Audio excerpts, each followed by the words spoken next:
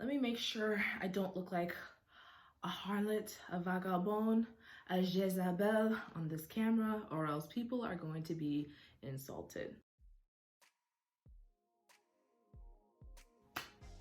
Hello, my beautiful people. Welcome back to my channel. It's your girl, Zotaku here. And a special alo and bonsoir to all of my wonderful Zos out there, because at the filming of this video, it is May, which means it is Haitian Heritage Month. And tomorrow, when this video should be uploaded, so long as I do it right and I'm not lazy and I get everything done on time, it'll be Haitian Flag Day. So as you can see, I am repping my Haitian flag. I am in my little, like my little Haitian garb. If you are Haitian, then you know that these types of dresses, this is not an official Haitian dress. I got this off of Boohoo last week, but this type of style of dress with the whole off the shoulders, and especially this color, very, very traditional out in Haiti. So thank you for coming to my channel. Thank you for visiting my little corner of the world, where over here we believe that we love animated people more than we like actual human beings. So thank you so much for joining with me today. And all my Zos out there, rep your flag, rep the culture, keep doing your thing, and keep existing, because we need to exist out here. I wanted to talk a little bit about Haitian representation and culture being represented in the media. It is non-existent. The most that you can see of Haitians being really represented in the media would be through Haitian voodoo. It's been around for centuries, since the beginning of Haiti. When Haiti was liberated, a lot of the African slaves brought the voodoo cultures from West Africa, so it's a mixture of like Benin and Nigerian cultures. Bring all the slaves over to Haiti, and we were colonized by the French. Now, the French and pretty much any European country that is colonizing any of the islands, so same for Jamaica and Virgin Islands and all that stuff, all of them were brought up Christian. Whether it's Roman Catholic or Anglican, some type of Christianity was enforced on the slave people. So what did Haitians do? They took the African traditions that they were familiar with, mixed it with all of the saints, and what did they create? They created Haitian voodoo out of it. So it is a beautiful baby, well, beautiful misunderstood baby that has been around forever and is still practiced to this day. Now, when Americans and Western civilization gets a hold of voodoo, what do? They kind of colonize it. They colonize it, they whitewash it, they make it into something that's supposed to be fearful and something that's supposed to be shameful, and that shame has kind of carried into the Haitian culture we have today, where a lot of modern Haitians, they stay away from voodoo, they don't trust it, they think it's all dark magic, and it's not all dark magic. Some of it is, not gonna lie, a lot of it is dark magic, but some of it is based in Christianity, so it's supposed to be based in like good intention. You're not supposed to use voodoo for ill intentions. But of course, that gets lost in translation when you have a bunch of Americans who don't know what they're talking about, taking control of a Haitian narrative, and then just putting their own little fear-mongering sprinkles all over it. And then what do you get? A whole generation of people that are misrepresenting a genuine religion for some people, and it's really sad. Now, I don't practice voodoo at all. In fact, I don't practice really any religion. That's just me. But I do understand the impact that it has on the culture, and I do respect that it is something that is very important for the country, very important to the people. What voodoo has done has shown the world what Haiti is. Sometimes good, sometimes bad, but that is part of what people see when they look at Haiti. Now, what I want to say is that I think that a lot of the stories that you do see in Haitian voodoo can be used a different way. Like, for instance, there's the story of Papa Legba. Papa Legba is essentially Aloha, and in Haitian voodoo, Aloha is like one of the gods that you have within the voodoo religion. So Papa Legba is like the head honcho. He is what they call at the crossroads of the human world and Guinea, which is the spirit world. So if you want to be able to contact the spirits, you have to go through Papa Legba first, and he has permission to either accept you or to deny you.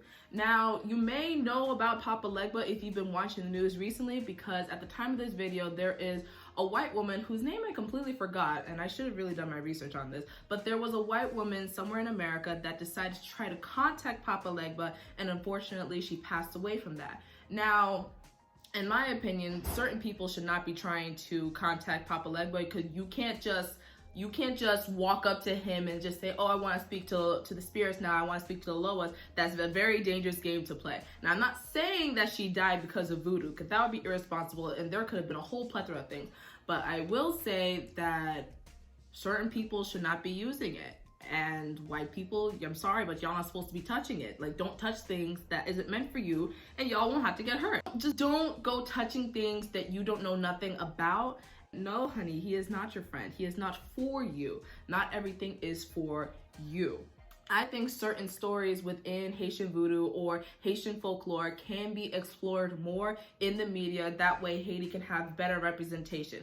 And if that can start with Haiti having to talk about like the old folk tales, like if you grew up in Haiti, unfortunately didn't grow up in Haiti, but if you grew up hearing stories or hearing folk songs, you would know that Haitians really believe in but Haitians have always been taught about mermaids, finding mermaid sightings, or hearing different spirits or different like old wives' tales that have been passed down for generations. You just sanitize it and make it more child friendly. I think you can make some either TV shows or movies out of it. And I think when you have those positive representations and those positive stories that have lessons, that can help change the way that people view Haitians and view other Black Caribbean countries. Because there are so many different stories from Africans folklore and other Caribbean islands that can be passed down and that can better represent the Black culture within the media. And whether it's animated cartoons or anime or whatever, I think when you tell these stories more often,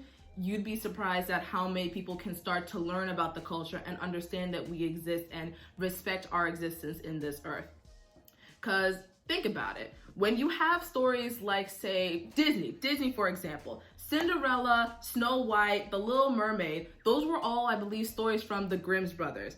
And if you know the Grimm's brothers novels, then you know that those stories were not always the squeaky clean story that Disney gave us when they made it into a movie. They had to sanitize it for the child audiences. Did it disrupt the story a little bit? Yes, but it made it something sellable and it got that story out there. Now we know that now we know of who Cinderella was. Now we know who Snow White was, and all of those white media representations are totally fine, and little white girls can have those to look up to. So what are little Black girls supposed to look up to? Just Tiana? I mean, Tiana is great, but she was a frog for half of the movie. If you have different stories and different narratives and find a way to also sanitize it. Now, specifically, I don't mean whitewash it. That's what we don't want. We don't want them to whitewash it, hide the Blackness of the characters, and disrespect the culture. But if you find a way to just take those stories and make it for either Disney or make it for Pixar or make it for DreamWorks or whatever other major company, or hell, Black-owned companies like Black Sands Entertainment, take those stories and make them real. That'll give someone like me growing up a chance to see themselves and to see their culture and to see other cultures of people that look like them being represented. Now, maybe it's Papa Legba's story, maybe it's the story of the mermaids, maybe it's the story of the lobster that'll eat you in lullabies. I don't know what story it has to be, but I do want to look into it a bit more and make some future videos about that. If you are interested, please tell me down below what stories you would like to hear and what folktales you think should be represented in movies, whether it's some African stories, South American stories, Native stories. The reason I'm talking about this is because there are too many cultures out there and too many different identities and stories that can be brought to the main stage of entertainment that kids can learn from. Whether it's the idea of two-spirited deities from Native American culture, the story of the Aztecs from South America, there are too many stories out there that can be told properly by the people of that culture to be able to educate the masses. So that is the end of this video. I've been mainly talking off the cuff for the most part today. You know, I'm just kind of felt like talking to y'all and presenting my Haitian culture and presenting my beauty to y'all. So thank you so much for joining me today. What did you think about what I had to say? What are some stories that you would like to hear more of? I'm probably gonna do some more research on like voodoo stories, like more about Papa Legba and some of the other loas. What could be sanitized for the masses and what stories could be told for my culture, for other cultures, and whatnot. If you have any suggestions, please comment down below. Join me next time, and remember, over here, we love animated people more than we like actual human beings. Thank you, and bye.